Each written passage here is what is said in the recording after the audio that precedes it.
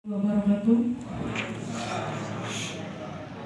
Hadirin sekalian yang kami hormati, selamat sore, salam sejahtera untuk kita semua. Yang terhormat Bapak Haji Fahrudin Al-Esos MAP selaku Kepala Bidang Pembinaan Pendidik dan Tenaga Kependidikan. Yang terhormat Bapak Muhammad Ruslan SPD. Yang terhormat Bapak Sidik Witoyo Eskom SPD. Yang terhormat para narasumber dan para panitia penyelenggara, serta yang kami hormati para peserta undangan sekalian yang berbahagia.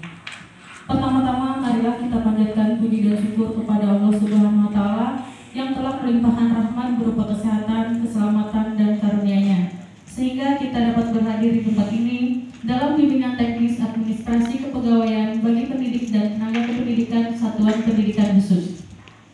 Memasuki acara yang pertama, yaitu pembukaan. Marilah kita buka acara ini dengan mengucapkan basmalah. Acara yang kedua yaitu menyanyikan lagu Indonesia Raya. Hadirin persilakan untuk berdiri.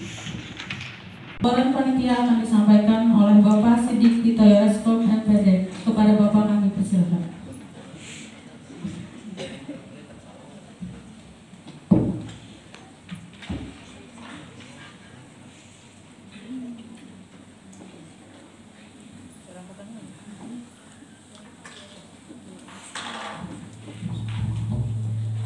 Ada tata naskah dari biro organisasi nanti narasumbernya, kemudian ada pengukuran IP kinerja ASN dan tugas pokok seorang tenaga administrasi kepegawaian. Kemudian waktu dan tempat pelaksanaan bimbingan teknis administrasi kepegawaian bagi pendidik dan tenaga pendidikan Satuan Pendidikan Khusus tingkat Provinsi Kalimantan Selatan ini dilaksanakan pada hari Senin sampai dengan Rabu, yaitu tanggal 7 sampai tanggal 09/2022.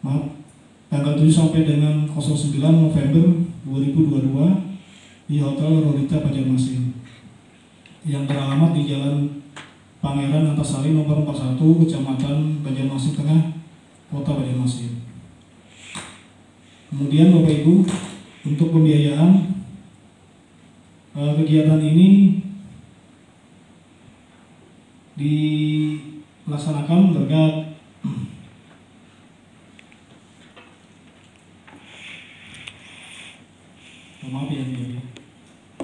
untuk pembiayaan kegiatan teknis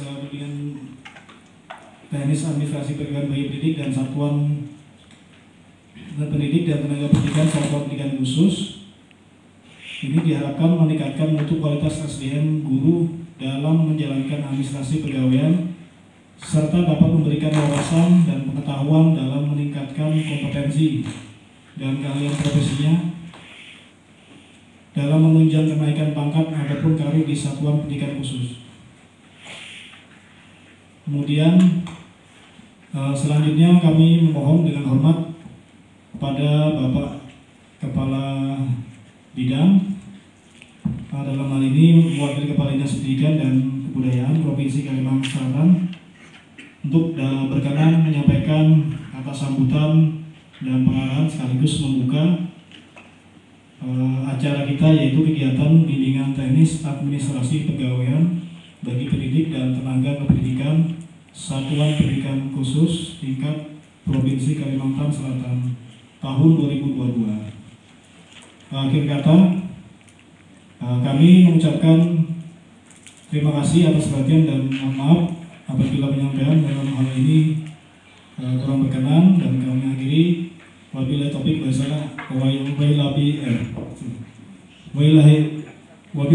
hidayah. Wassalamualaikum warahmatullahi wabarakatuh. Terima kasih.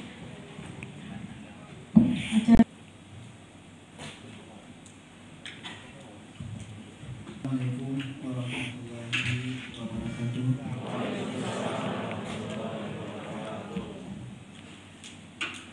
Alhamdulillah, kita tidak henti-hentinya mengucapkan puji syukur kehadirat Allah Subhanahu wa Ta'ala, Tuhan yang Maha Kuasa, karena berkat limpahan taufik dan hidayah kita di sore hari ini hadir bersama-sama dalam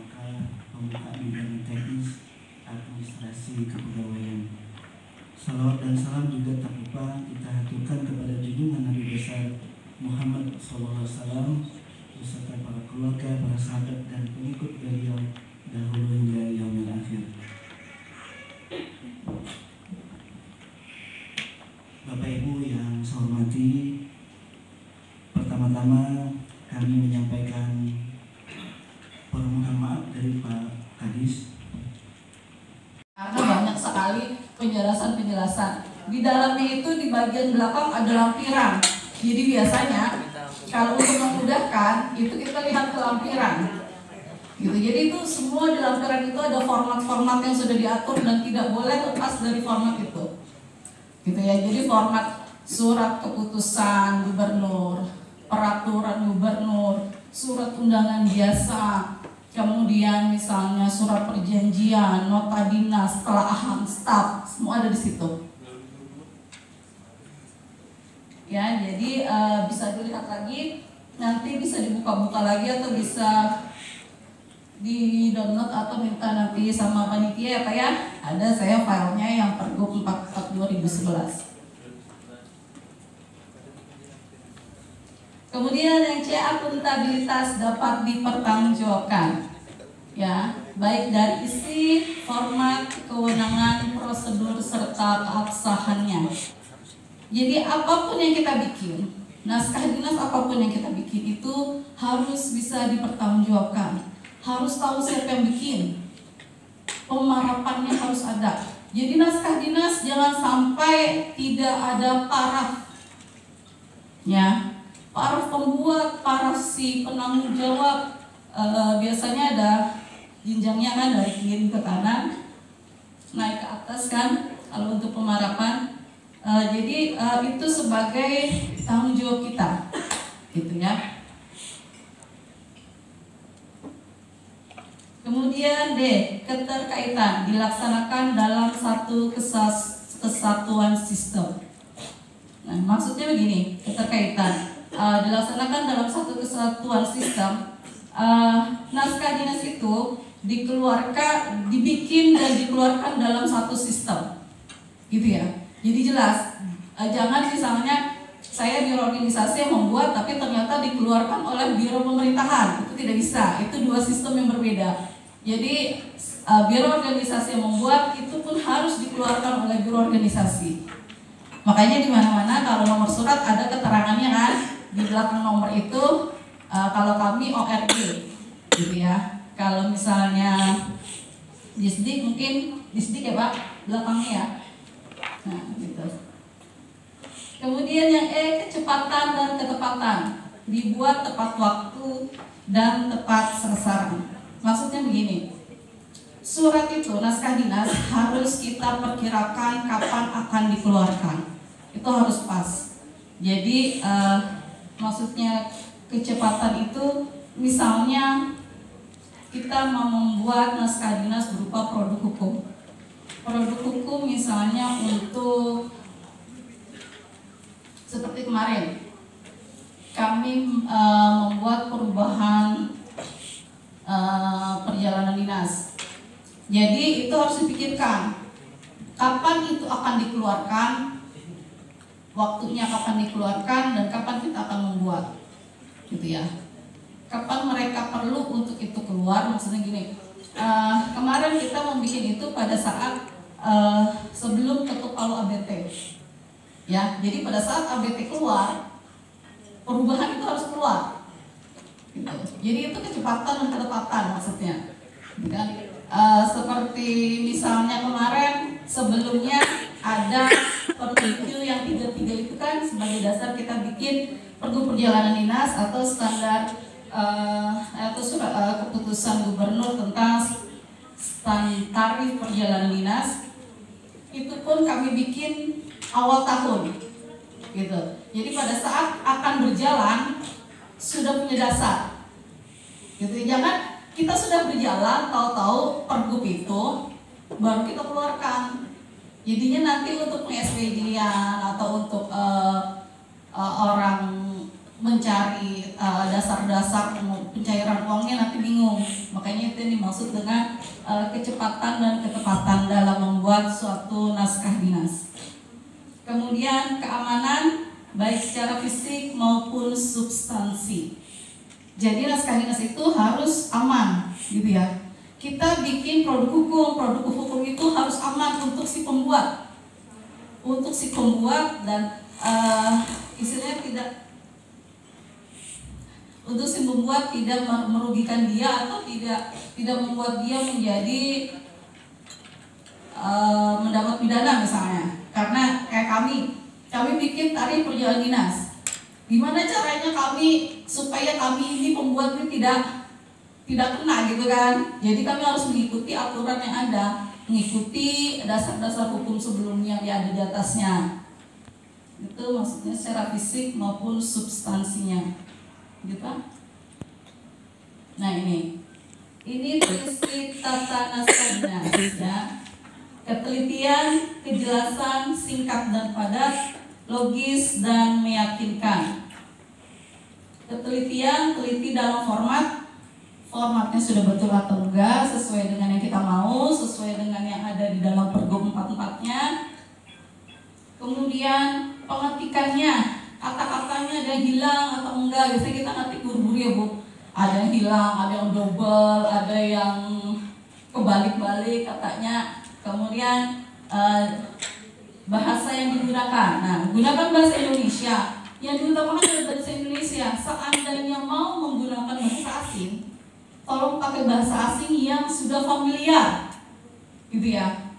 Terus ada lagi, penulisan bahasa asing dalam surat dinas itu harus cetak miring, gitu. Kalau kita mau pakai bahasa asing, saluran bahasa asing, pakai cetak miring, gitu. Kemudian kejelasan, naskah dinas harus jelas apa yang mau disampaikan, itu sudah pasti ya. Kemudian singkat dan padat. Kemudian logis dan meyakinkan. Dibuat secara runtut dan meyakinkan. Jadi kalau kita bikin surat, kita bikin runtutan. Dasarnya apa kita bikin surat? Kemudian pertimbangan apa? Kenapa jadi kita bikin surat pertama? Kemudian pertimbangannya apa? Jadi kita mulai bikin surat itu, kemudian maksudnya apa? Terus maunya bagaimana? Setelah itu kesimpulannya apa? Gitu ya. Jadi diruntut, jangan tahu-tahu saya mengundang Anda untuk ikut bintek, itu kan nggak runtut tuh. Kenapa jadi diundang kan? Gitu seharusnya kan ada alasannya.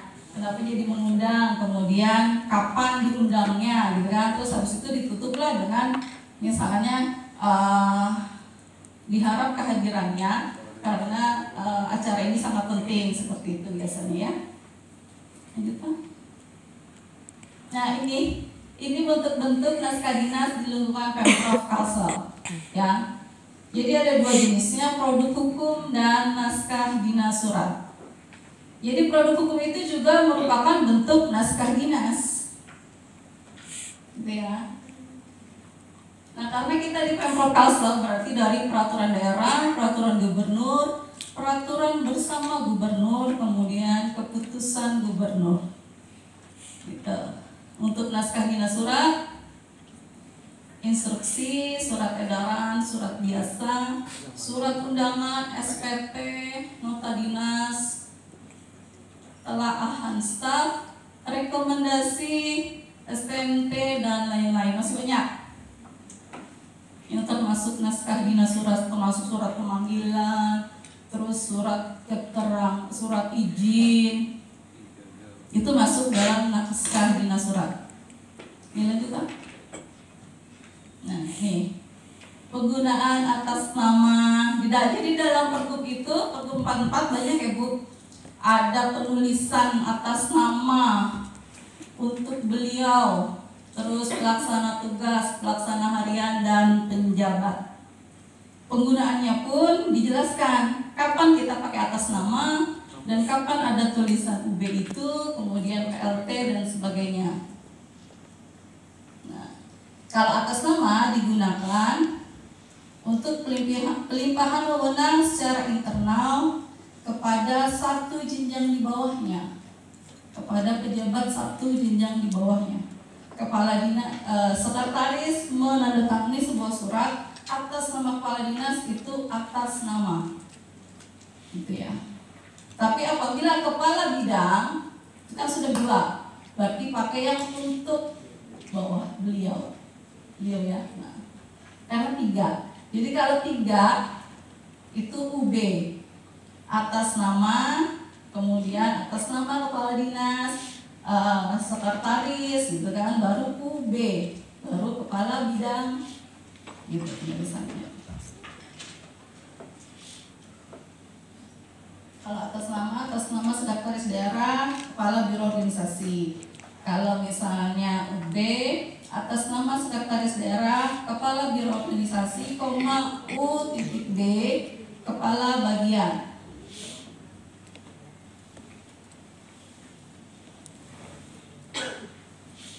Nah, kemudian ada pelaksana tugas atau biasa kita sebut PLT ya. Tuh. PLT itu digunakan apabila pejabat definitifnya belum dilantik. Jadi kalau sudah dilantik bukan PLT namanya ya, tapi PLH ya. Jadi kalau untuk PLT itu adalah apabila belum dilantik dan maksimal hanya 1 tahun. Kalau sudah 1 tahun, otomatis dia tidak bisa jadi PLT lagi, harus cabut dulu. Misalnya belum dilantik juga, dia harus dikeluarkan yang baru, gitu ya. Surat PLT barunya harus keluar lagi. Jadi satu surat PLT hanya berlaku maksimal 1 tahun. Jadi boleh diangkat oleh kepala SKPD, ya. Misalnya dalam dinas saudara itu ada kasihnya yang yang kosong. Jadi kepala dinasnya bisa mengangkat PLT, gitu ya. PLT untuk kasih tersebut. Tidak harus oleh gubernur. Gubernur apabila kepala dinas biasanya. Oke, lanjut.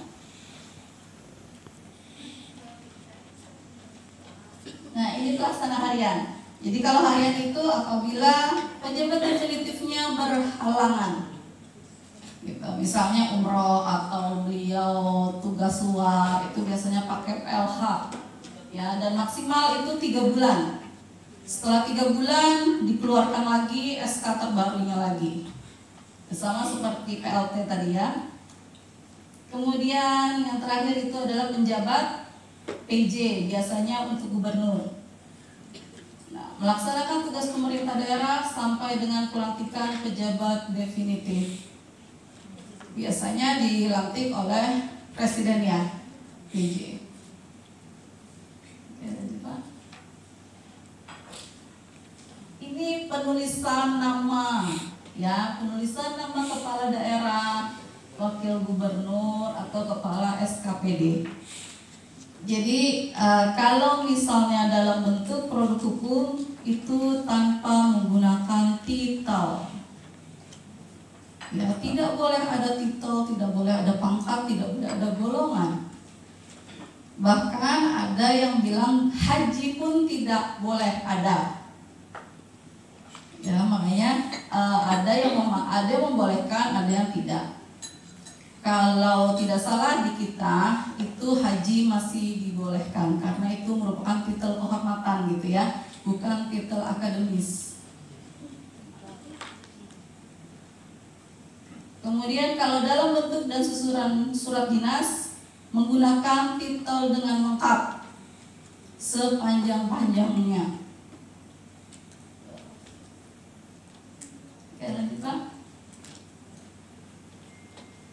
Nah, ini tinta, ya, penggunaan tinta. Dulu saya masuk 2010 masih hitam semua tuh, karena ini belum keluar. Jadi tanda tangan pemarapan masih warna hitam. Kemudian terbitlah Pergub ini 44/2011 itu terbit ini, jadi keluarlah 2, ya. Warna merah jarang dipakai kan. Kalau kami di pemerintah di administrasi jarang memakai warna merah. Nggak tahu kalau di sekolahan ya, mungkin ada warna merah terpakai ya. Untuk rapot ya Pak, 5 gitu ya Pak sekarang. Masih ada ya Pak? Ya, nggak pakai. Nggak pakai ya. Sekarang apa? ABC bukan angka ya? Iya. Oke, Oke, jadi untuk penandatanganan dan para naskah dinas menggunakan tinta warna biru tua, bukan biru muda ya, biru tua. Gitu. Jadi kalau kami biasa pakai yang Balinor, ya, nggak ada sih ketentuan harus pakai Balinor atau pilot atau apa, cuman warna biru tua. Kemudian untuk keperluan keamanan naskah dinas menggunakan tinta warna merah, ya. Oke, lanjut Pak. Nih, stempel. Jadi stempel itu kan sembarangan bikinnya, ada ukurannya, gitu ya. Jadi kalau kami biasa di tata laksana itu ada yang tata laksana. Saya kebetulan di subbagian tata laksana dan pelayanan publik, jadi yang ngurusin tata naskah dinas ini ada di tata laksana. Jadi kami bisa tahu apabila stempel itu sesuai atau tidak karena ada ukurannya. Jadi kalau bikin stempel dinas itu diusahakanlah sesuai dengan ukuran stempel. Ya, situ sudah jelas tuh. Jadi stempel ada dua, stempel jabatan dan stempel perangkat daerah. Jabatan itu biasanya gambarnya Garuda, itu yang untuk gubernur. Itu yang dinamakan stempel jabatan. Jadi kalau stempel yang biasa kita dinas badan itu adalah stempel perangkat daerah. Garis luarnya 4 cm. Tapi kalau yang dari setengah lingkaran luar itu 1,8, itu biasa dipakai untuk KTP atau kartu pegawai seperti ini.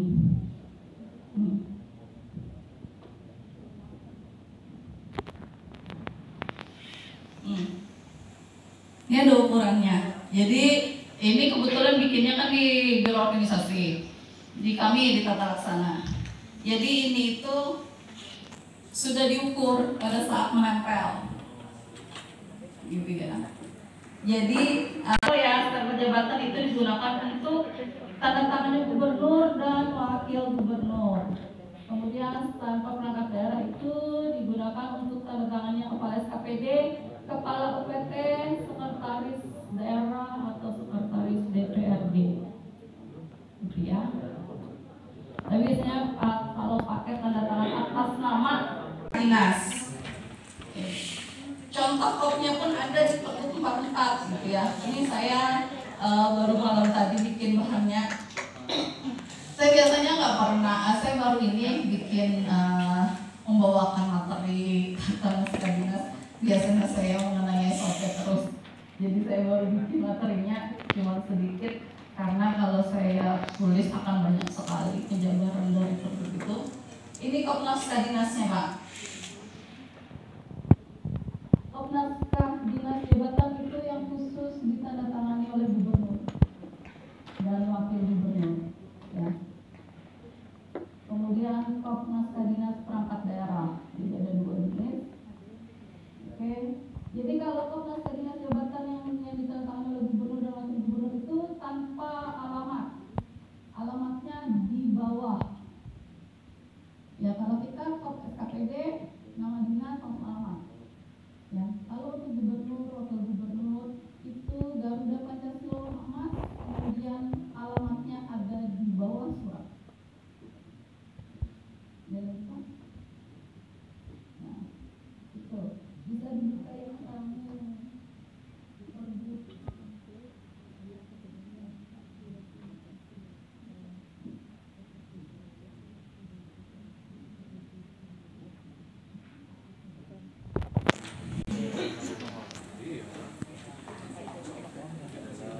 Nah ini ya, ini Pergub 44-nya 2011.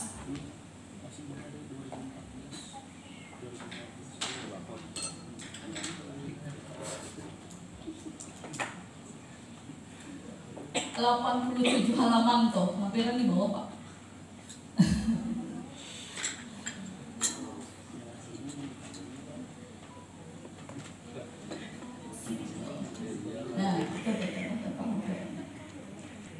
Nah ini kalau Perda ini ya. Jadi lambang Garudanya adalah emas itu. Ini kalau produk hukum, ya. Langsung aja Pak. sekedar pengetahuan Bapak Ibu aja. Itu banyak sebutannya. Mohon izin Bapak Ibu, saya berdiri karena tidak terbiasa duduk. Jadi hari ini materinya adalah pengelola keuangan RKS sekolah. Jadi sebenarnya saya baru lihat bapak-bapak ibu-ibu asing bagi saya. Biasanya bendahara, ini ada orang bendahara? Ada? Nggak ada? Nggak ada ya? Guru semua? Guru semua. Kalau sekolah, ya pastilah. Jadi saya tadi pas di luar sambil merokok baca spanduk, ternyata bintang ini ya, kepegawaian ya, kepegawaian. Tapi ada diselipkan tentang pengelola keuangannya. Nah, saya tadi berharapnya, saya pikir ada bendahara. Nah, tapi yang bikin RKS siapa? Bendahara. Bendahara prasekolah, guru. Ya guru paling dapat ilmunya loh. Jadi kayaknya agak keempat ya. Saya bingung jadi. karena materi yang diberikan kepada saya itu adalah pengelola keuangan gitu. Tapi kalau yang bikin ini benda bapak-bapak ibu ya, ada pernah bikin BKU? Pernah. Hah? Yang bikin bapak ibu? Bukan. Bendahara ya. Kayak-kayakannya ya. Transfer ilmunya gimana ya? Padahal saya berharap tadi ada bawa BKU, RKS. Ada bawa RKS.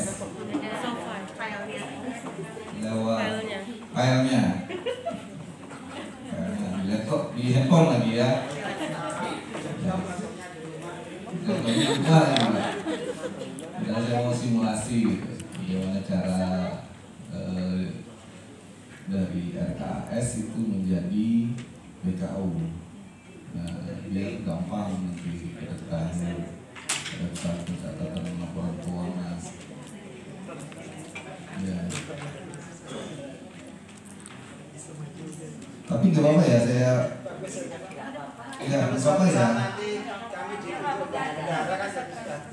Bapak nanti bapak ngajarin ya, ngajarin bendahara ya, bapak ibu ya.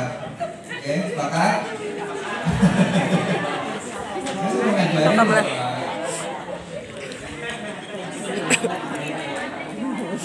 Siapa sana Pak? Lihat spanduk pegawai waktu orang PU. Iya harusnya orang kita minta rekamannya nama bendahara ulun wae. Siap.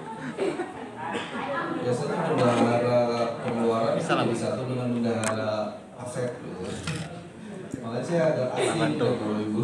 Bisa diri. Gak apa-apa ya, benar ya. Oke.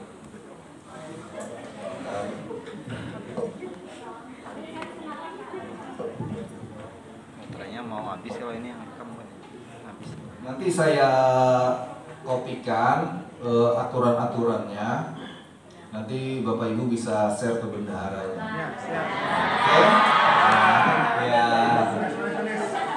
Ya Bapak Ibu lah bikin PKS, pelatihan kantor sendiri namanya. Tapi biasanya seperti itu Bapak Ibu. Di inspektorat itu ada PKS biasanya setelah kami ditugaskan diklat. Nah, jadi setelah diklat itu kami sebagai fungsional itu ngumpul untuk mendengarkan yang didiklat tadi. Jadi ada PKS namanya itu.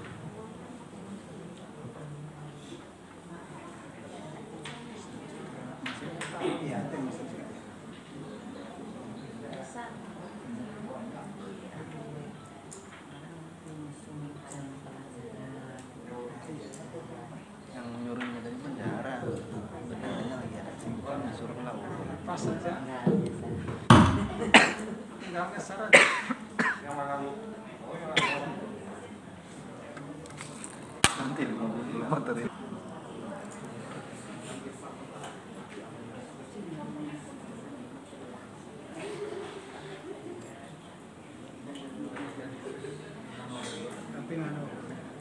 Ketika kita itu merancang, terus kita itu sebelum berakhir belum nanti ke depannya itu enak gitu, tetap langsung bisa enak ide pasti ide.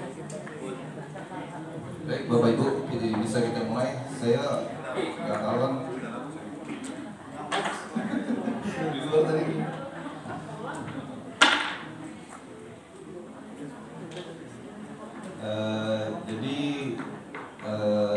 Sebelumnya perkenalkan, nama saya Aditya Chandra Utama.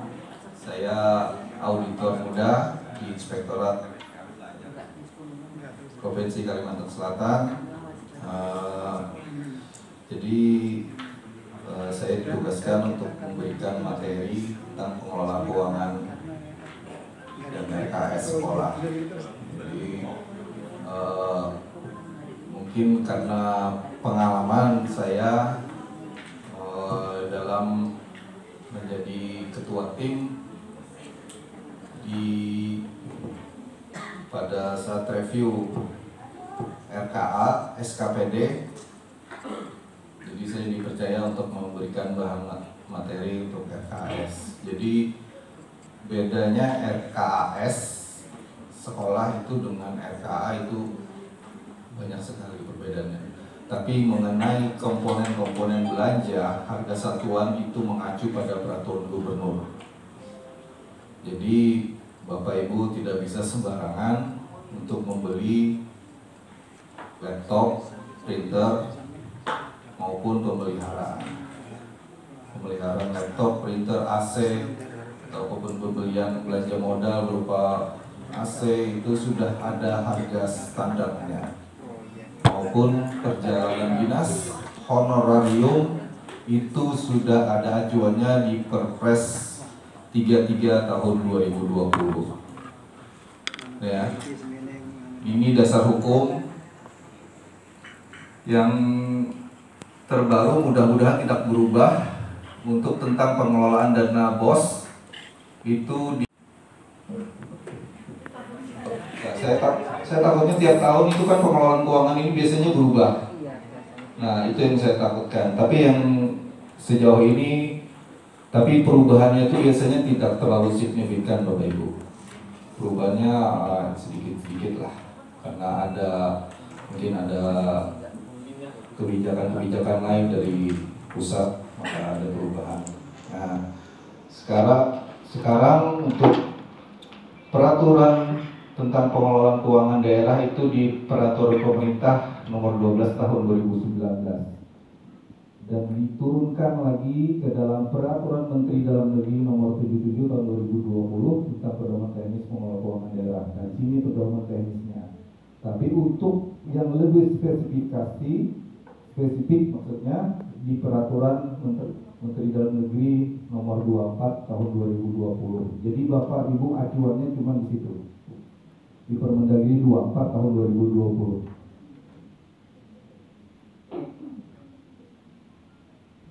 Peraturan Presiden 33 tahun 2020 tentang standar harga satuan regional diturunkan dengan peraturan Gubernur Kalimantan Selatan nomor 188/0627/KUM/2022 tentang harga satuan standar harga satuan yang berlaku pada pemerintah Provinsi Kalimantan Selatan. Jadi itu acuannya.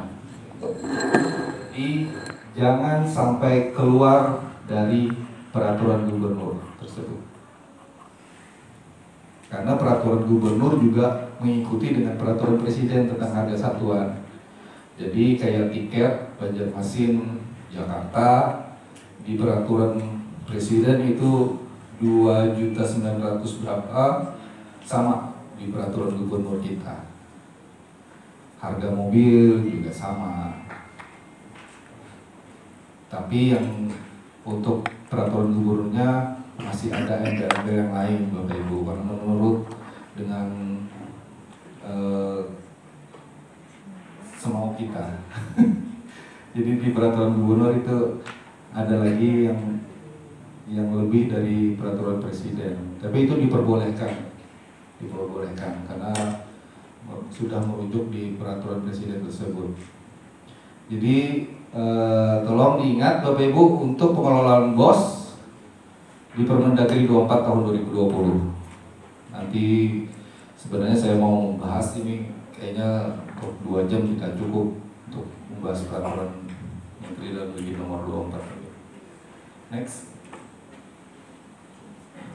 Nah, ini pengelola keuangan dana BOS. Penanggung jawabnya dijabat oleh Kepala Satdikmen Negeri, Satdiksus Negeri, dan Satdikdas Negeri sesuai dengan kewenangannya. Jadi penanggung jawabnya kepala sekolah. Itu sama dengan swasta. Oke, lanjut. Nah, ini adalah tugas dan tanggung jawabnya. Menyusun dan menyampaikan RKS kepada Kepala SKPD. Jadi setelah Bapak Ibu menyusun terus menyampaikan RKS kepada Kepala Dinas, ya. Nah, melakukan tindakan yang mengakibatkan pengeluaran atas beban anggaran belanja dana BOS, melaksanakan anggaran dana BOS, melakukan pengujian atas tagihan dan memerintahkan pembayaran dana BOS, mengadakan ikatan perjanjian kerjasama dengan pihak lain dalam batas anggaran dana BOS yang telah ditetapkan. Jadi Bapak Ibu bisa melakukan ikatan perjanjian kontrak, namanya kalau di tempat kita itu kontrak kecil ya, bisa selama anggarannya ada di RKS. Jadi kalau di luar itu jangan berani-berani melakukan perjanjian atau ikatan kerjasama. Lanjut. Oh iya. Nah, ini melakukan verifikasi atas bukti penerimaan dan belanja dana BOS. Jadi tugas Bapak Ibu adalah melakukan verifikasi. Kalau di dinas itu namanya PPK, Pejabat Penatausahaan Keuangan. Nah, itu ada memarap di kwitansi biasanya. Jadi itu tugas Bapak Ibu. Jadi Bapak Ibu yang meneliti kelengkapan dokumennya. Oh, ini misalkan kita melakukan belanja rapat. Di dalam rapat itu apa-apa buktinya? Makan minum, notulen rapat, surat undangan rapat. Nah, itu harus Bapak Ibu uji, verifikasi maksudnya. Memeriksa dan menandatangani laporan penerimaan dan belanja yang diajukan oleh bendahara dana BOS setiap bulan. Berarti ada laporan penerimaan dan belanja setiap bulan. Ini bahasa Permendagri loh, saya ambil.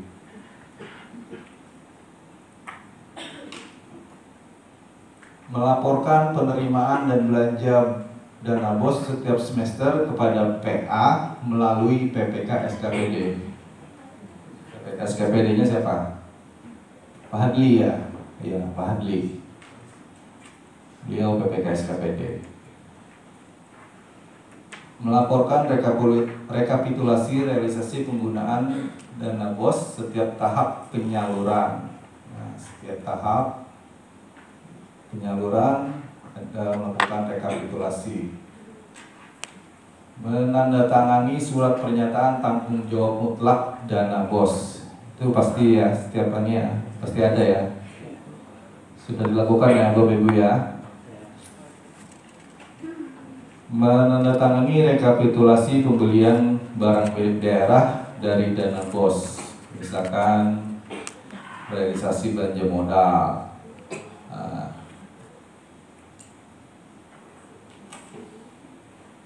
Lanjut. Melaporkan. Nah, lanjut melaporkan barang milik daerah dari dana BOS kepada PA melalui PPK SKPD. Jadi RBM itu juga dilaporkan kepada PPK SKPD.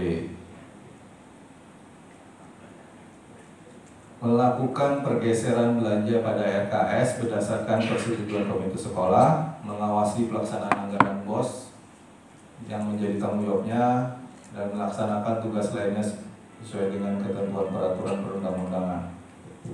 Lanjut. Nah, ini sebenarnya buat bendahara.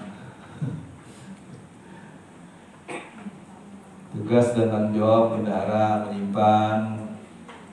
Sebenarnya ada 4 ya, tugas bendahara itu menyimpan, mengeluarkan, mencatat, mengeluarkan, dan melaporkan. Nah, menyampaikan buku kas umum, menyusun dan menyiapkan laporan rekapitulasi, menyiapkan surat pertanggungjawaban mutlak. Yang menyiapkan pertanggungjawaban mutlak itu adalah bendahara, nanti ditandatangani oleh kepala sekolah. Ini sama Bapak Ibu ya, negeri dan swasta sama. Kalau swasta kan dana hibah.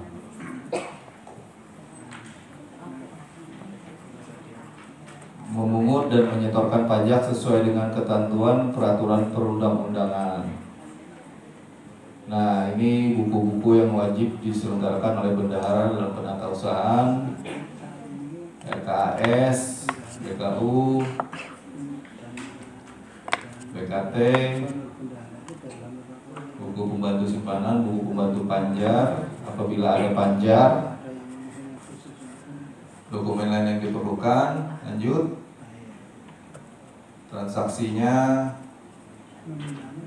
pembayaran melalui dana, menyetorkan pajak, pembayaran biaya administrasi bank, pengeluaran lainnya. Lanjut.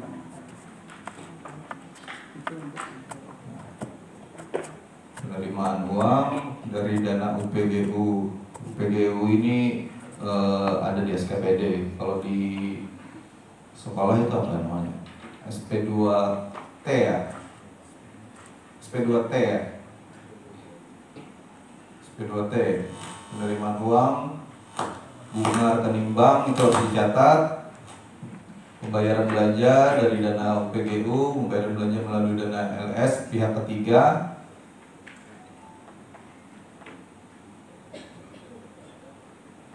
Penyetoran uang hasil pemungutan pajak. Lanjut. Nah, ini kapan kejadian dicatat, diterima dari uang dari rekening bank, pengeluarannya dicatat juga.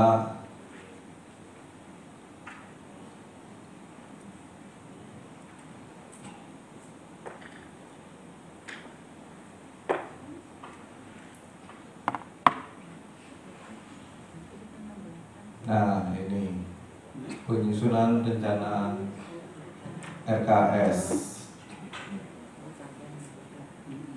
Kepala Satdikmen menyusun RKS berdasarkan penerimaan dan jumlah dana BOS setiap Satdik atau alokasi penyaluran anggaran tahun sebelumnya yang memuat rencana belanja dana BOS. Disusun sesuai juknis, disampaikan kepada Satdikbud negeri pada kepala SKPD provinsi. Lanjut.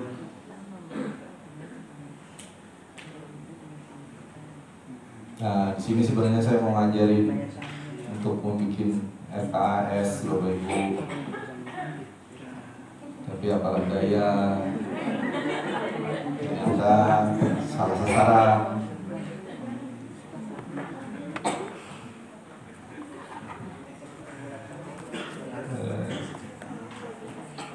Tapi Bapak Ibu pernah nyusun RKS? Belum. Ya. Yang kepala sekolah berapa orang? Tidak ada kepala sekolah? Kepala sekolahnya berapa orang? Ada Bapak, Ibu ya. Bu biasa nyusun RKS Bu ya? Dulu bekas bendahara Pak. Hah? Dulu kan bendahara. Tugas bendahara, ya. Kalau bendaharanya curang misalkan Bu, Ibu bisa harus tanda tangan juga. Jadi Ibu harusnya wajib tahu juga Bu, penyusunan RKS itu seperti apa. Nah, ini diuraikan berdasarkan klasifikasi, kodifikasi, nomenklatur dalam APBD sesuai dengan ketentuan peraturan Menteri mengenai pengelola keuangan daerah. Jadi RKAS juga harus mengacu kepada untuk klasifikasi, kodifikasi, dan nomenklatur mengacu pada peraturan Menteri dalam negeri. Jadi jangan dikira, oh kami sudah bisi anunya aja, kodenya seorang, nggak bisa begitu. Tapi RKS pakai ini ya, aplikasi ya sudah ya. Jadi tinggal pilih. Masukkan belanjanya Bu ya. Kalau untuk ini BKU ini pakai aplikasi juga kalau nggak salah ya. Tapi manual dibikin nggak? Semua sudah aplikasi, semuanya masuk sudah. Kita banyak tanya jawab aja deh Bapak Ibu. Soalnya materi saya kayaknya nggak nyantol.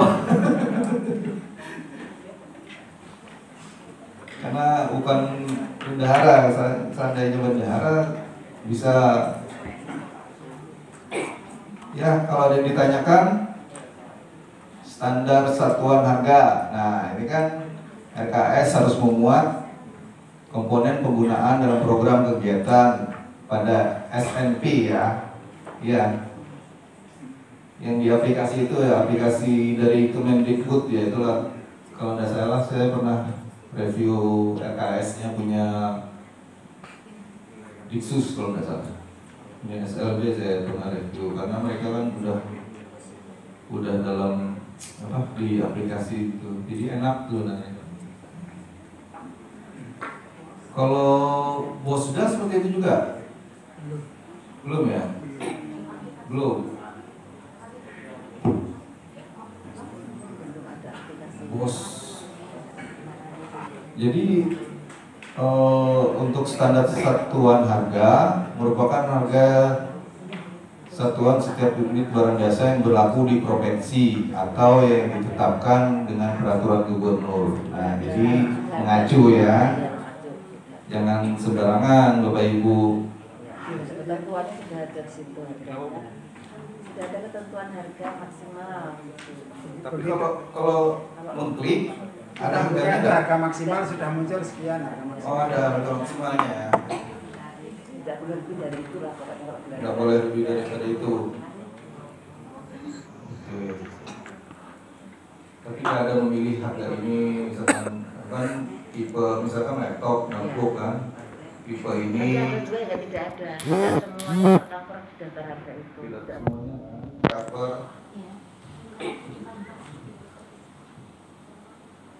Nah, ini rencana penarikan dana bos setiap tahapan disesuaikan dengan jadwal berdasarkan pada ketentuan mengenai pengelolaan alokasi dana khusus non fisik. Lanjut. Nah, ini kita bahas sedikit. Di Peraturan Presiden Nomor 33 Tahun 2020 tentang harga standar satuan regional untuk honorarium narasumber.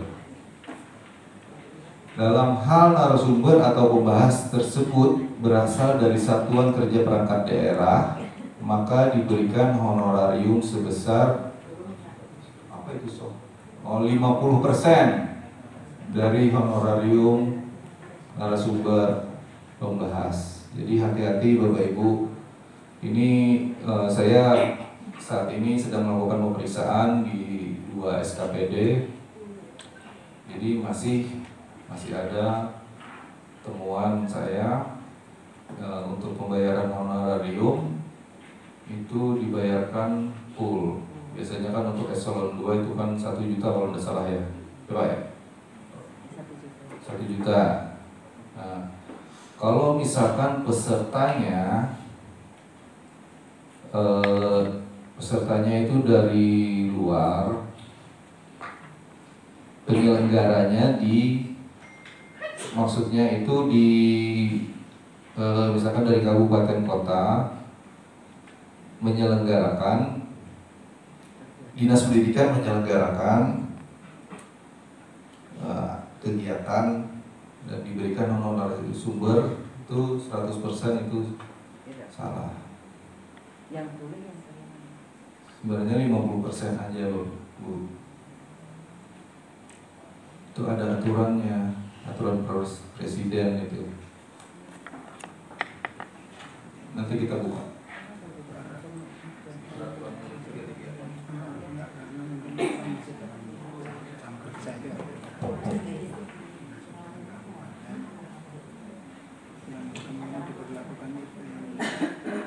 Kita boleh double konten, double pembayaran itu termasuk tugas PPK memilah-milah yang membayar honorarium itu menyetujui atau apa yang 100% atau 50% itu yang tugas ini harus makanya harus selalu lepas dulu. paham betul ini. Kalau istri pun misalnya paham Misalnya sampai jadi narasumber di sini bayarnya berapa? Iya. Nah, kalau 50% itu kenapa? Mungkin ya karena mungkin masih jam kerja. Di saat narsum berasal dari SKPD yang sama memberikan materi kepada anggota SKPD yang setempat itu tidak mendapatkan honorarium. Enggak.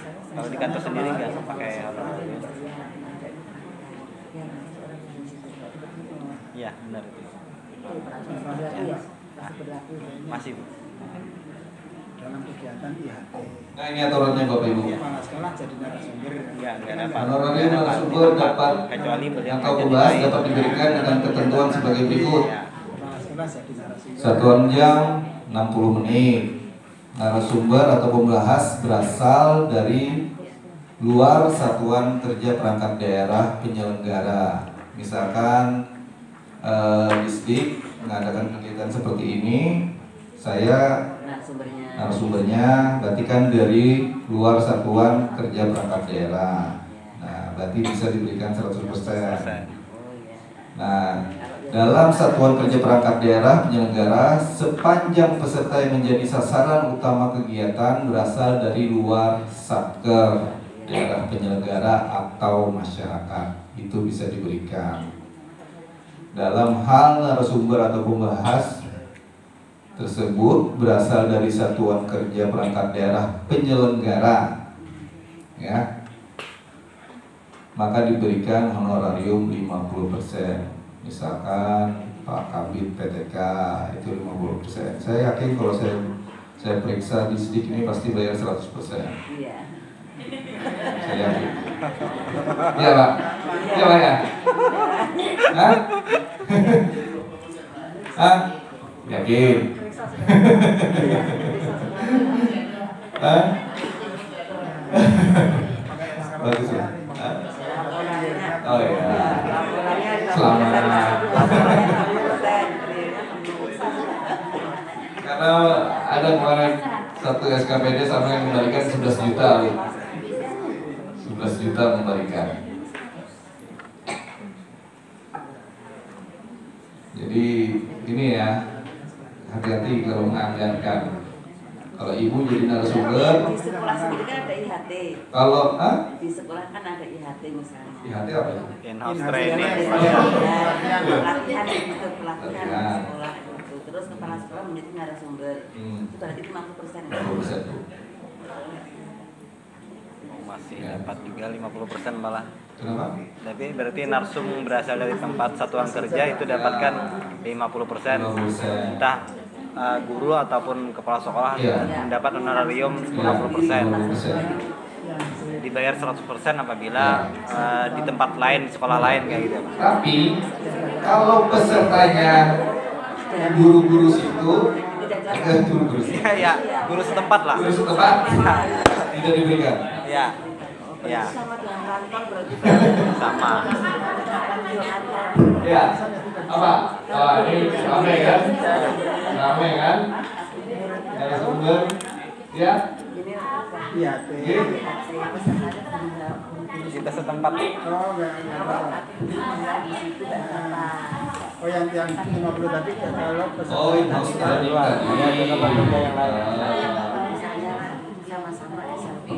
ibunya tadi ada menyelenggarakan in-house training, narasumbernya ibu sendiri, kepala sekolahnya berarti harus memberikan 50%. Sepanjang pesertanya di luar dibayar 50%. penyelenggara.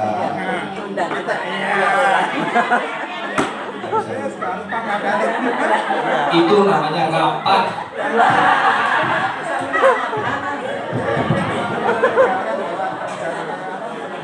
Pak, kan IHT Pak, biasanya kan ada pengawas yang datang dari narasumber itu bagaimana? Mungkin teman-teman sekalian banyak yang ingin bertanya juga. Ya, pengawas dari luar kan? Ya. Pengawas, enggak maksudnya pengawas sekolah kita sendiri. Ya, tapi kan dia kan tidak stand di situ, maksudnya tidak standby di situ terus kan? Enggak. Iya, bukan guru situ kan? Bisa. Bisa diberikan 50%. Jadi berapa persen? 50% aja ya Bu ya. Itu sudah diskon terendah itu. Ya, lanjut. Nah, kan kan tadi kan narsumnya misalkan dari ada mungkin Kabid Diksus ataupun pengawas nggih. Yang ditanyakan Ibu tadi mungkin narsumnya dari Dinas Pendidikan Provinsi. Ada pun juga yang satunya mungkin dari pengawas, kan otomatis bukan dari satuan kerja setempat kan. Jadi honorariumnya dibayar 50%. Itu boleh kan Mbak? Nah yang saya tanyakan ini, per JP-nya itu ada nggak ketentuan harganya per JP, misalkan dari JP-nya itu yang mungkin pertanyaan semua orang juga ya mungkin. Nah per JP, standar JP-nya itu ada ketentuan bakunya apa enggak? Itu standarnya. Kalau standar JP itu tidak ada. Oh tidak ada. Tidak ada. Jadi sesuai kemampuan ya. Membayar dari dana yang diperbolehkan yang logis lah Bapak. Yang logis. Yang logis. Misalkan nggak mungkin juga kan Pak Kabid itu 4 jam ngomong, ya kan? Bubuihan sendiri. Ya kan? Pak Kabid tidak mungkin ngomong 4 jam. Ya standarnya 2 jam biasanya. Itu maksimal 2 jam. Ya 2 jam. Ada lagi? Ya, ada Ibu tambahan. Ada lagi? Bapak Ibu silakan. Nanti di rumah apa di sekolah nanti masih apa ya dongkol apa? Nggak apa-apa. Sampul ada sedikit. Dapat 50% aja. Silakan Bapak Ibu.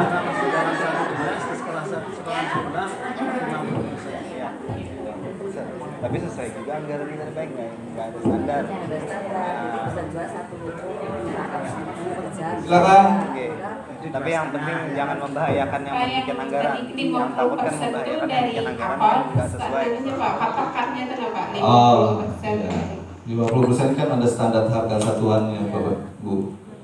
Jadi saya kurang ingat kalau untuk eselon 1, eselon 2 itu 1 juta ya? Ya Rizwan? Ya. Untuk Kabid itu 900 ya. Nah, saya ingat itu. Kabid kan setara dengan kepala sekolah ya? Ya. Kepala sekolah? Enggak. Berarti berapa? Kasih sama ya? Standar. Kalau eselon 4 berapa Pak Rizwan? Eselon 4 yang setara eselon 4 berapa Pak? 900 juga kan? Berarti 450. Nah. Oh. Masih kawanin. Nah. Potong pajak, jangan keringat.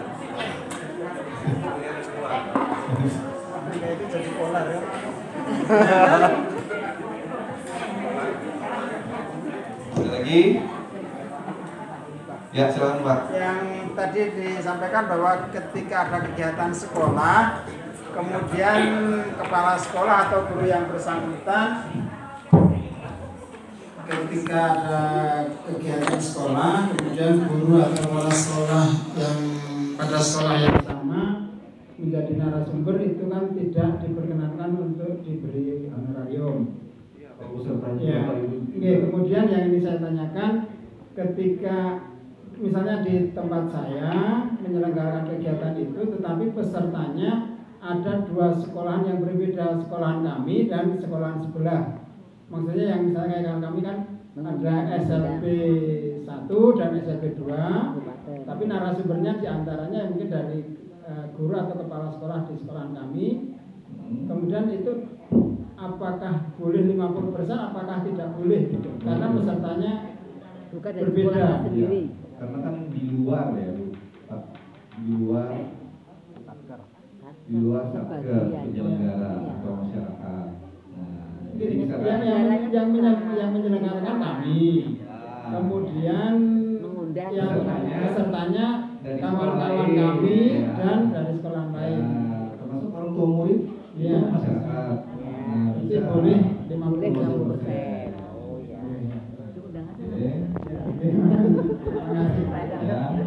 Diatur. Diatur lah.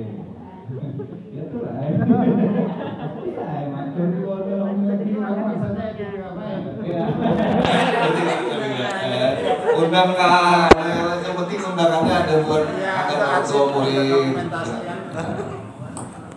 Diatur lah. Ada lagi?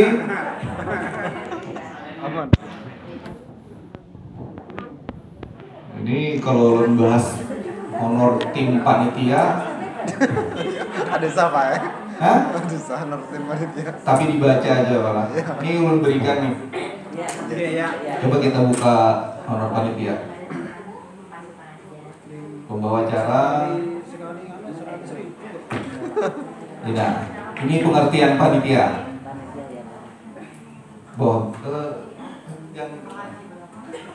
Ya, stop.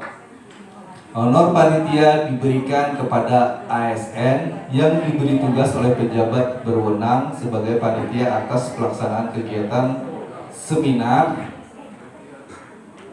rapat kerja, sosialisasi,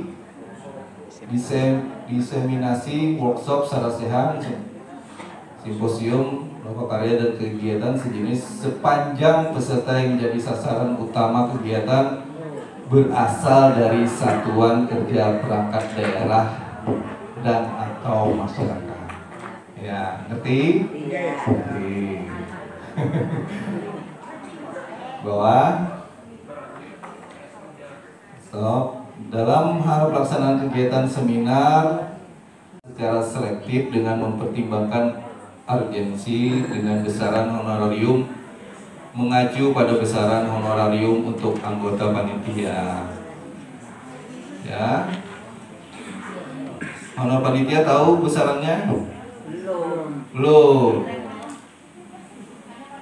Honorarium panitia yang ditandatangani oleh Sekda itu 450 untuk ketua.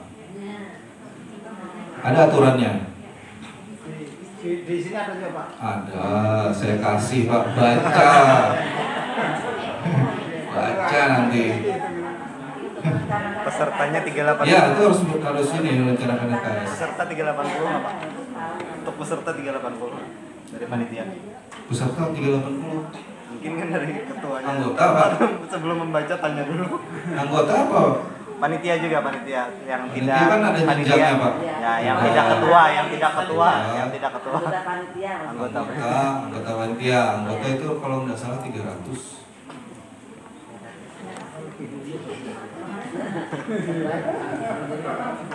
Untuk jumlah untuk jumlah peserta 40 atau lebih, jumlah panitia yang dapat diberikan honorarium maksimal 10%. Misalkan pesertanya 50. Berarti yang keanggotaannya dari ketua sampai anggota itu berapa orang? 5 orang. 10% 6 orang. Iya, kalau 60 6 orang. Sedangkan peserta kurang dari 40%, 40 orang, jumlah panitia dapat diberikan paling banyak 4 orang. Itu termasuk ketua ya. Sekretaris, berarti anggotanya 1.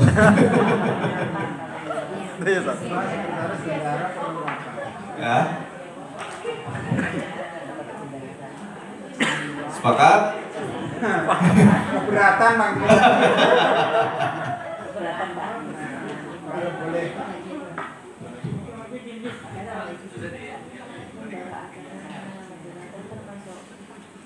Tidak ada lagi kayaknya moderator gitu. Kalau moderator pembawa acara itu termasuk Orang kali. Berarti 1 kegiatan 1 kali. 200.000 ya Pak ya? Berarti Pak Siti 200.000 aja. pembawa acara membaca doa segala macam ya benar ya Pak ya? Iya dapat. Ada dapat. Ini jadi membaca doa aja. Jadi moderator. Ya, moderator itu paling rendah 700. Kalau nggak salah. Iya. 700 ya?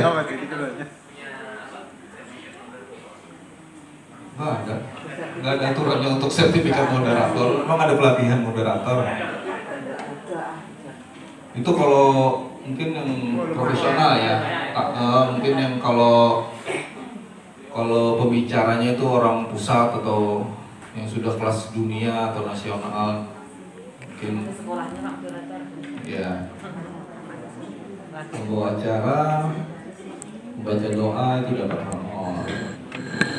Kalau misalkan Perjadin misalkan di Permendagri atau Perpres kemudian turun ke Pergub ditentukan itu 2.999 sekian lah.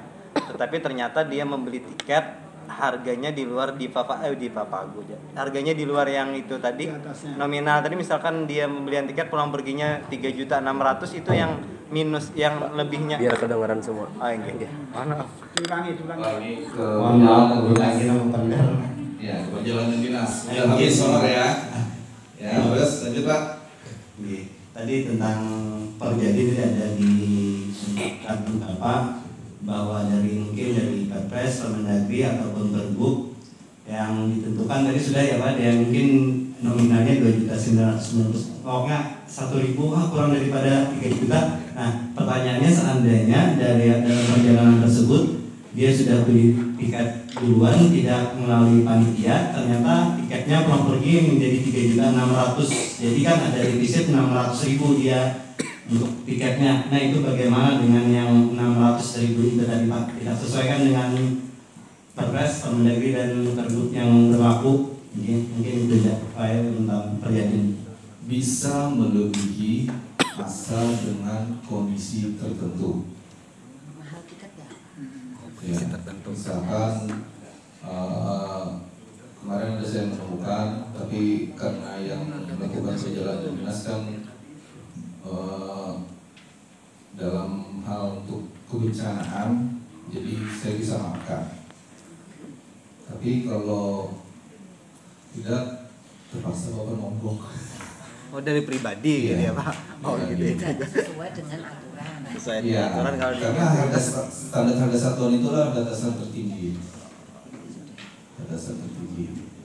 Jadi tidak bisa melampaui, karena mungkin dari kementerian juga sudah mengkaji untuk harga tiket, tapi kan sekarang ini ada fluktuasi harga ya tiket ya, kemungkinan nanti akan diubah lagi, kita tunggu aja, karena jadi untuk sementara kita pakai peraturan ini dulu.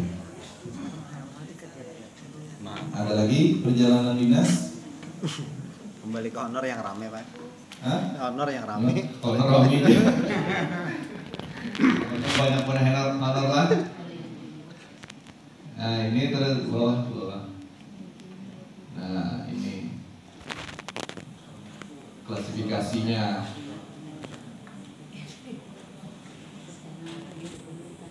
Tambahan penghasilan ini. Nah, bukan.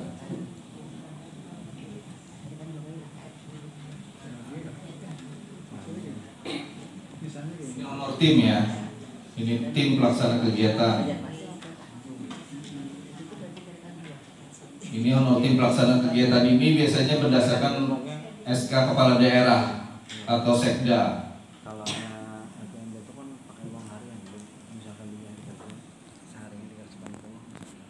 Nah, tapi jarang ya SK tim ya.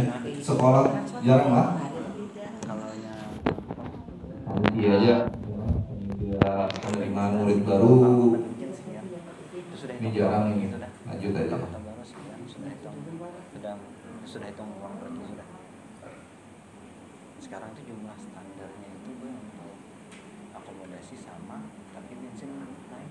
Itu sudah agak menipis sudah. Kemarin tuh harganya masih 7.650. Untuk mengikuti di hari ini. Harga minyak. Yang bingung kan ada anak mas kemarin itu masuk di Perpres, Permendagri atau Pergub yang pulang pergi Jakarta kemarin tadi kan kalau tiketnya nah ini ada hampir 5 juta. Bapak Ibu, honorarium tim penyusun jurnal lumayan loh. Peraturannya itu apakah dari 1.500.000 pusat atau per jurnal. Kita sendiri. Kalau Bapak Ibu bisa bikin jurnal atau buletin majalah bisa diberikan honor.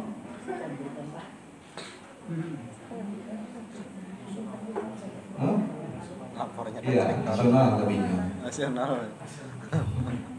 Ya siapa tahu iya. Bapak Ibu berprestasi kan. Amin.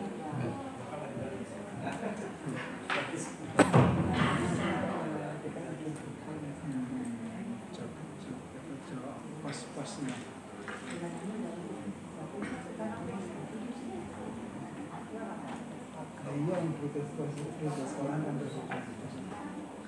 Nah ini honorarium penyelenggara ujian.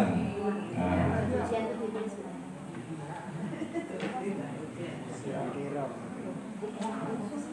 bisa diberikan, tapi pasti ada ya masing-masing ya.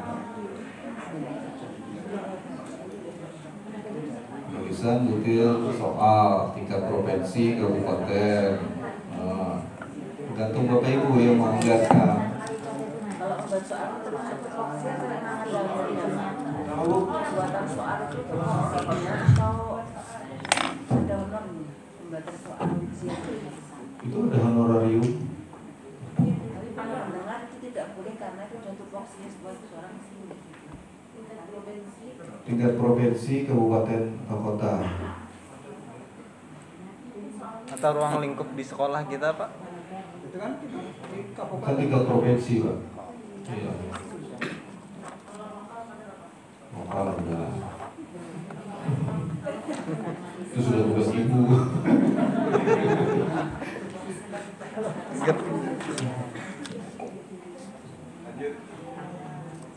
Bisa diakali kita mendatangkan bisa dari mendatangkan Pak Roni dari Mantapura bikin 100. Ya penceramah, honorarium penceramah juga ada.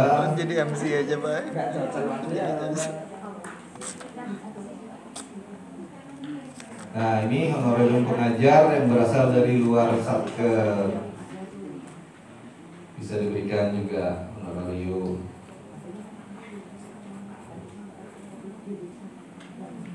Lanjut. Ini media suara. Penting. Media Prada mereka salah. Nanti dikirimkan bola video honorer. Oke. Nah, di sini ada satuan biaya honornya, Bu, Bapak Ibu. Tapi ini untuk SKPD biasanya. PA, KPA. Ini berdasarkan nilai pagu anggaran. 250 miliar ya. 75 miliar. Lanjut aja karena kelihatan ibu, wah kenalnya honornya aja. Iya. Dilaci sedikit, Pak. Iya. Ya. Tapi itu pagu anggarannya itu 500 miliar gitu loh, Pak. Masa 3 juta, tanggung jawabnya besar loh, Pak. Ya, silakan, Bu. Di sekolah sekolah-sekolah kan sekarang ini kan banyak keterampilan maupun kesenian yang pengajarnya itu dari guru sekolah itu, karena kita tidak memungkinkan juga sebagian untuk mengundang pengajar dari luar karena mungkin terkendala dengan komunikasi kepada anak-anak kita yang hambatan tunarungu, sehingga yang bisa mengajarkan anak itu adalah dari sekolah kita sendiri.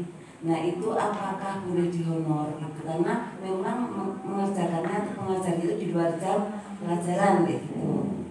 Berarti ini di luar Bu ya? Di luar jam pelajaran, tapi masih guru. Tidak Pak? Enggak, maksudnya jam kerja habis setengah hari kan? Iya, mungkin setengah hari sudah selesai mengajar gitu kegiatannya. Di luar jam mengajar guru. Nah itu apakah bisa mendapatkan honor? Yang mengajar dari guru itu kayak ekstra, tapi yang mengajar guru dari sekolah kita sendiri itu gimana Pak? Sepanjang tidak ada terduplikasi, tidak masalah. Ya pasti terduplikasi itu, karena juga di honor mendapatkan honor provinsi gurunya tersebut. Itu kan honor gaji Bu. Gaji ya. Ya, kalau ini kan tambahan. Tambahan ya tidak ada ya. Ya makanya diberikan honor kan tadi. Berarti boleh diberikan kepada guru yang bersangkutan yang mengajar sekolahnya sendiri untuk murid-muridnya sendiri. Sepanjang di luar jam kerja Bu ya. Di luar jam kerja. Bisa dipertanggungjawabkan. Di luar jam mengajar. Di luar jam kerja. Masih jam kerja. Jam kerja. Jam kerja. Sampai jam 4 sore. Jam berapa nanti mengajarnya anak itu? Jam mengajar sama jam kerja beda ya? Tapi jam kerja beda.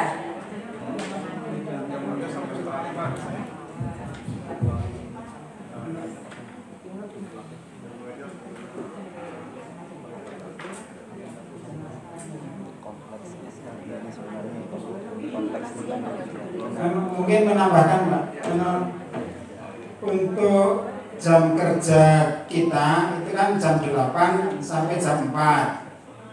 Kemudian jam mengajar kita itu kan jam 8 sampai dengan jam 1.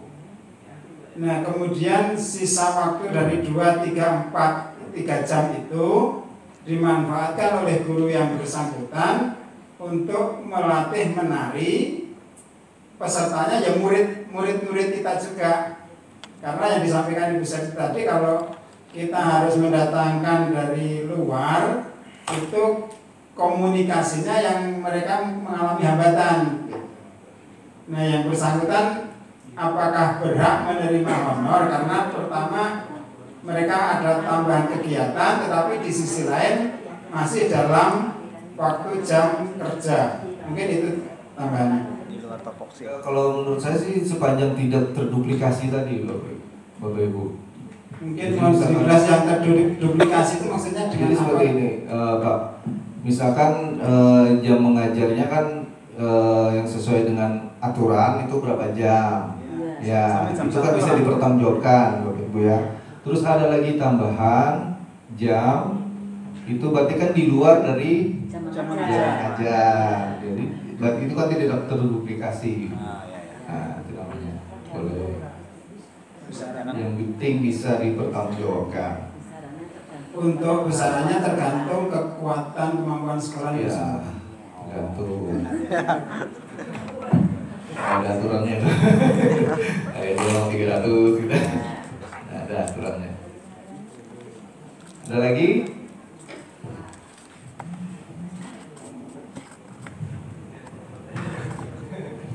Rami honor lah. Soalnya untuk menentukan membuat SAS Pak nanti. Ya itu kan kalau misalkan udah tahu 50% tadi kan bisa anggarannya dibuat ke lain dulu ya. Supaya pas sesuai dengan ya. buat itu enggak. Ya makanya perencanaan itu kan perlu benar-benar dipikirkan, ya dihitung gitu.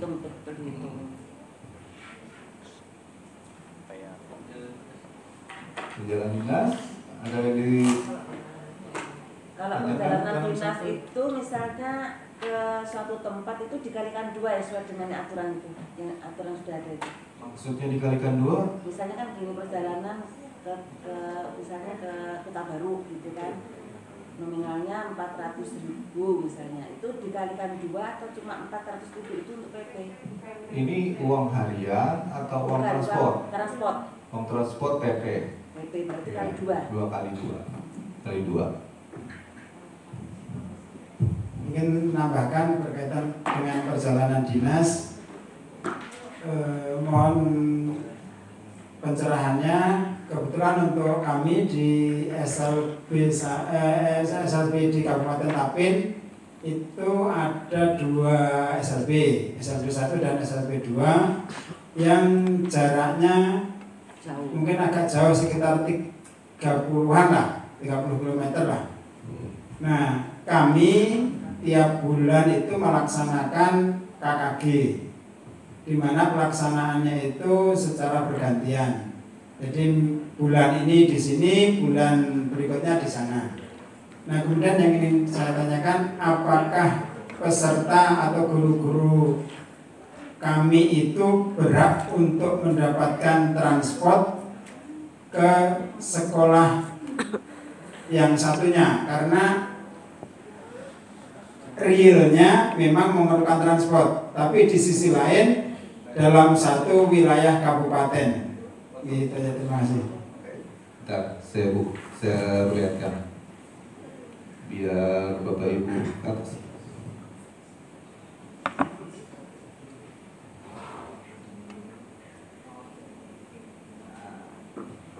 Nah, ini aturannya. Uang harian untuk lebih dari 8 jam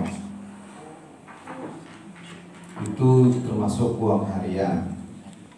Tapi kalau kurang dari 8 jam hanya diberikan uang transport lokal. Ini aturannya. Standar transport lokal ada standarnya atau sesuai kemampuan juga? Ada standarnya. Ada. Kalau uang harian ada ketentuan. Kenapa? Uang harian ada ketentuan. Kalau uang harian, kalau dari Banjarbaru ke Tapin itu 380. Beda-beda. Kalau dalam daerah, misalkan kalau saya di Banjarbaru, ke SKPD di Banjarbaru itu 150. Berarti beda-beda ya. Ada nggak ketentuannya di situ Pak? Uang harian. Uang harian? Iya, ketentuan. Buka uang harian. Ya, ini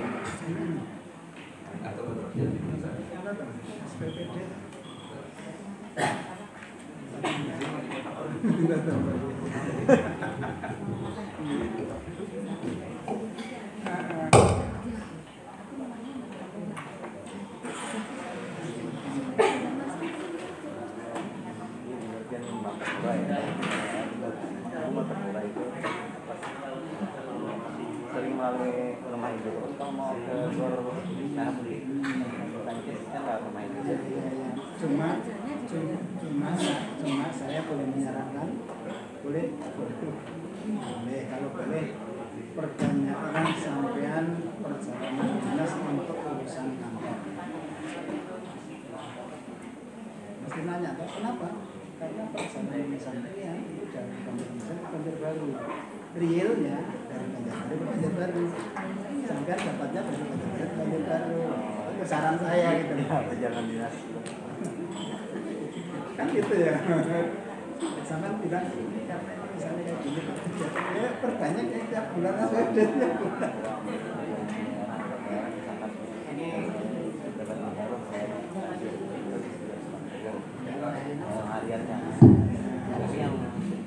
Nah, ini tarifnya Bapak. 130. Stop, atas. Itu yang saya katakan ini sudah tua, katanya di Jakarta ke Bandung mana itu ya. sudah bisa Pak oleh-oleh Pak lah. Ini kalau 130 hariannya iya yang Jakarta, kalau daerah mau di mana daerah maksudnya yang tingkat pusat ke Jakarta ke Bandung ke Surabaya sama 130. maka request oleh-oleh sudah macam-macam. Nah ini Bapak, dalam kota tempat kedudukan sekurang-kurangnya 10 km dari tempat kedudukan dihitung dari jarak tempuh terdekat dan lebih dari 8 jam. 150 Ke Jakarta karena lebih dari 8 jam. Ditapin aja kan Pak? Bisa 150. Maksud yang lebih dari 8 jam tadi gimana? Perjalanan bukan. Yang lebih Kegiatannya Pak ya. Iya, kegiatannya. Bukan perjalanan 8 jam. Karena maksudnya Bukan 8 jam jarak tempuhnya Pak. Maksudnya gini Pak. Misalnya saya dari sekolahan ke KKG itu kan nggak sampai 8 jam. Pelaksanaan perjalanan PP 1,5 jam. Di sana paling 3-4-5 jam. Berarti kan sekitar 6-7 jam aja pelaksanaannya. 150. Itu transport. Bukan. Harian. Jadi uang transport. Ya, itu. Benar. Kalau kurang dari 8 jam. Uang harian dapat karena masih dalam satu wilayah. Nah, itu Bapak ke Banjarmasin 380. Perlu dinaikkan. Perlu dinaikkan gitu Bapak. Itu batasan tertinggi Pak ya. Kalau Bapak mau 100 ya nggak apa-apa. Karena keterbatasan anggaran kita kan bisa kita menganggarkan 100 nggak apa-apa. Tapi lebih sedikit nggak apa-apa juga. Ya, 125 lah. Ya.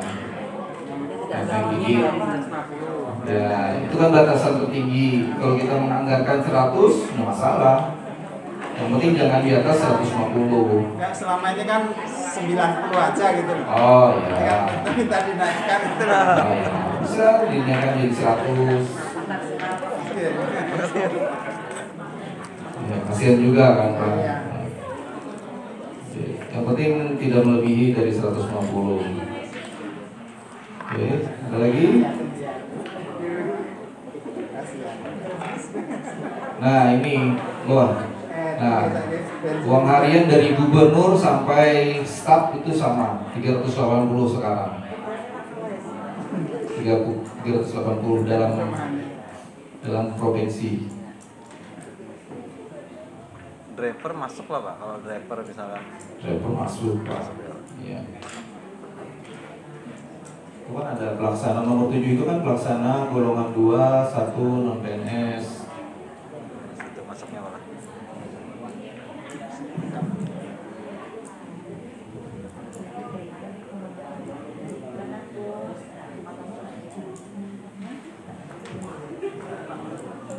Nah, ini tarif-tarif hotelnya. 540.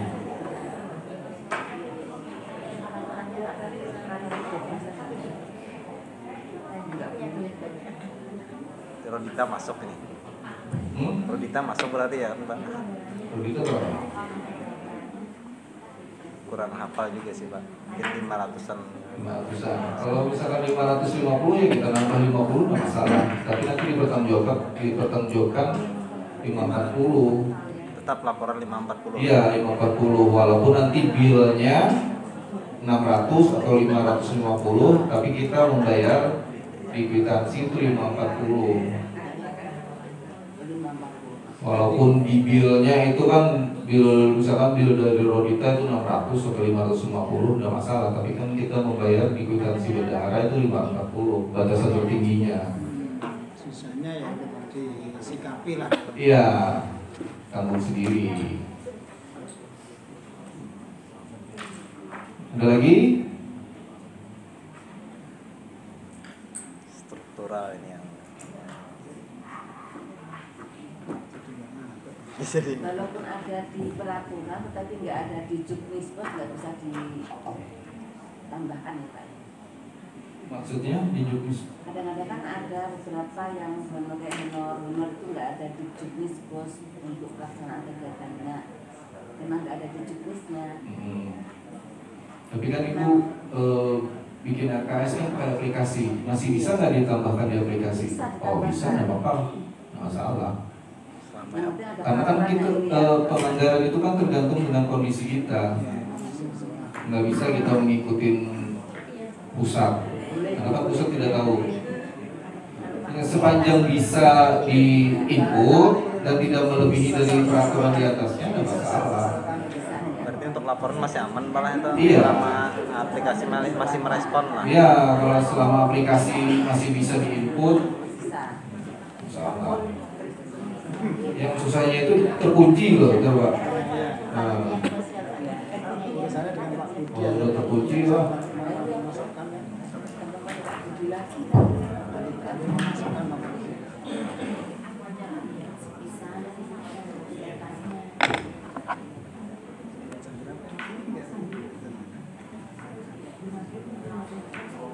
Lanjut, bawah.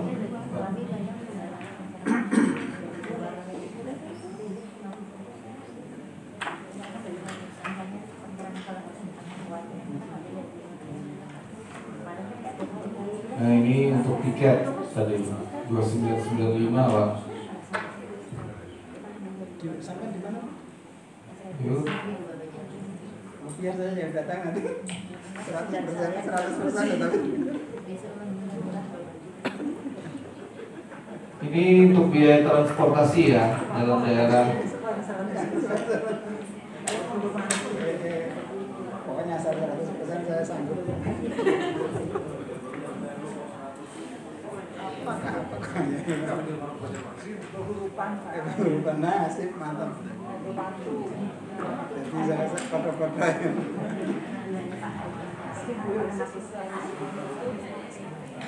Wah ini. Lanjut aja. Ada yang ditanyakan lagi? Ya silakan Bu.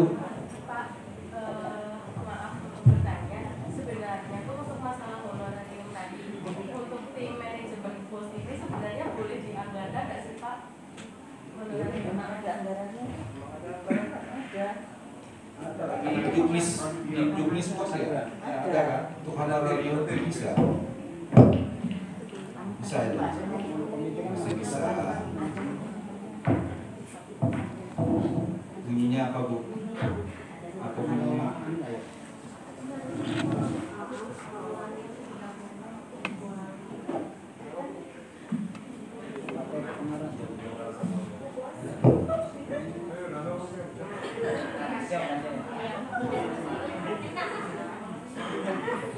Ayo, apa Bu?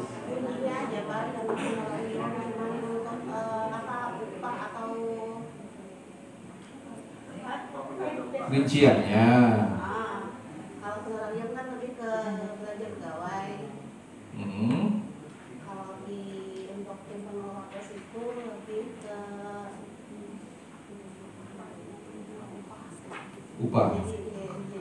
Bunyi di Juknis apa? Honorarium kan? Tim manajemen bos, ya kan? Sudah tidak lagi. Sekarang diganti.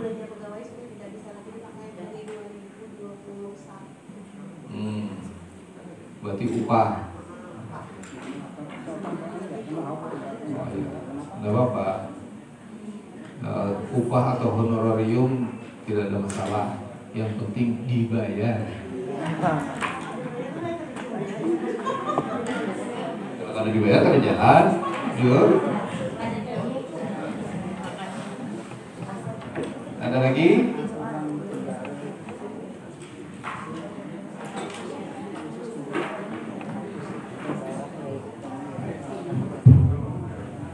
Pak, menyampaikan keluhan aja punya. Kalau tidak salah saya mungkin membaca, tapi kalau di instansi yang lain itu untuk pengelolaan keuangan itu dijabat oleh seorang bendahara khusus lah, bendahara khusus. Nah sementara di sekolahan ini saat ini pengelolaan atau bendahara itu dijabat atau dikelola oleh seorang guru, di mana guru tersebut juga mempunyai kewajiban utama, yaitu mengajar, apalagi di SLB dengan segala keunikannya. Walaupun muridnya sedikit, tapi kan memerlukan energi pikiran yang lumayan berat lah gitu. Nah, apakah ada kebijakan tersendiri bahwa untuk bendahara itu semacam kayak prioritas lah? Dalam arti mungkin ada khusus diperbolehkan untuk menambah semacam honor lebih untuk bendahara, karena yang dulu pernah saya merasakan jadi bendahara, kemudian pernah juga kawan saya juga sekarang saat ini juga lumayan berat kerjaannya, bahkan kalau boleh dikatakan itu lebih berat menjadi bendahara daripada menjadi guru, baik dari sisi tanggung jawabnya maupun pikirannya, risikonya demikian. Sehingga kalau boleh atau mungkin dari mana aturannya, bagaimana caranya untuk menyejahterakan bendahara? Karena kalau ditawari bendahara itu hampir-hampir nggak ada yang mau. Mungkin itu Pak, terima kasih. Baik, saya bukakan aturannya.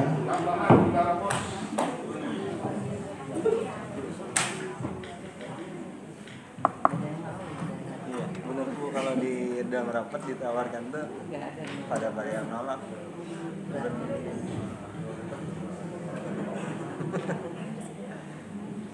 Jujur penuh dengan totalitas itu masih ada yang ngomongin, apalagi enggak jujur, enggak total, itu udah luar biasa sudah itu.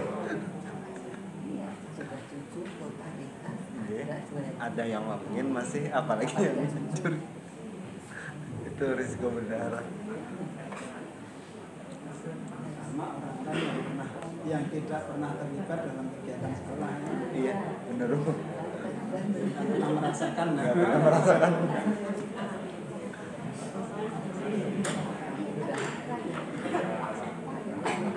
Benar kata Bapak tadi kan 20 jam kan topoksi pasal 12. Kata Bapak udah benar. Bendahara dana bos berasal dari tenaga pendidikan non guru yang berasal dari PNS. Nah, dalam hal tenaga pendidikan yang tidak bersedia ditunjuk dari tenaga pendidikan guru yang berasal dari PNS. Kembali lagi jadi guru. Kalau misalkan non guru tidak bersedia, maka ditunjuklah guru.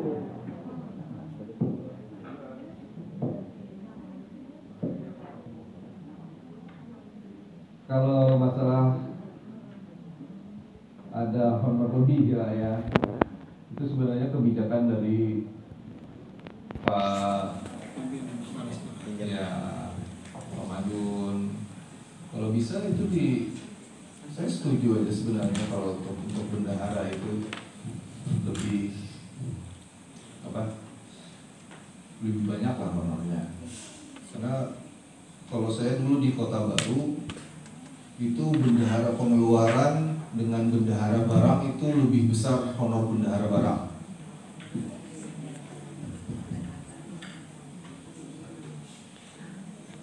Ya, kalau peraturan yang ini Pak harus ASN PNS ya. Tapi sekarang kan sudah ada P3K kayak gitu. Ya. Apakah ada peraturan terbaru atau ada? Kita tunggu peraturan terbaru. Oke, itu. Kan memungkinkan yang banyak sudah kan P3K. Ya. Berbagi tanggung jawab Pak. Ya. Belum ada. Nah, misalkan tidak ada non-guru berasal dari PNS, kita terdapat pasal 4 ayat 4 naik turun. Nah, kepala sekolah merangkap jadi bendahara. Misalkan ya benar nggak ada itu kan tidak terdapat tenaga pendidikan sesuai dengan peraturan ya. Berarti kepala sekolah merangkap. Ya. Sudah menyalahi aturan gitu. Sudah menyalahi aturan. Semoga peraturannya. Enggak Pak ya, peraturannya ada ya. Kalau masalah honor itu nanti dibicarakan dengan kepala distriknya. Untuk honor mungkin adalah ya kan, bendahara itu lebih. Saya setuju itu untuk memberikan imun, jadi banyak yang tertarik jadi bendahara, ya. Sebenarnya pusing gimana Pak bendahara itu? Kan formatnya sudah ada, mencatat setiap pengeluaran. Formatnya sudah ada di Permendagri 24 ini, catat BKO. Yang penting dicatat Pak. Masuk keluar itu dicatat. Lain hanya tidak dicatat.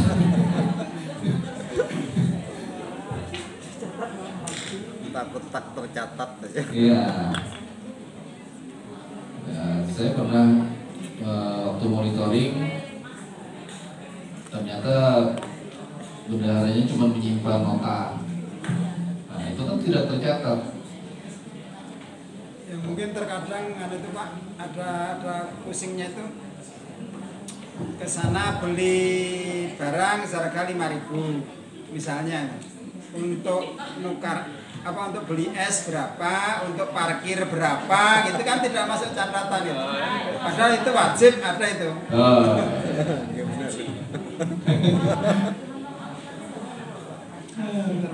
Kalau itu sih itu yang bikin pusing di situ. Bisa Bapak aja. Selama ini kira-kira gitu. Ya, yang penting tidak melebihi. Tidak terduplikasi lah. Tidak.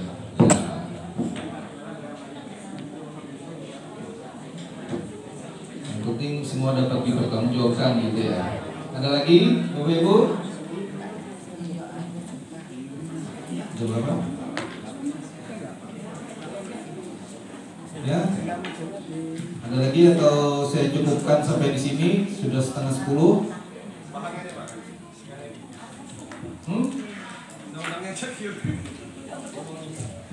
Mudah-mudahan. Oh iya, nanti di satu folder saya beri Pak. Baca gitu.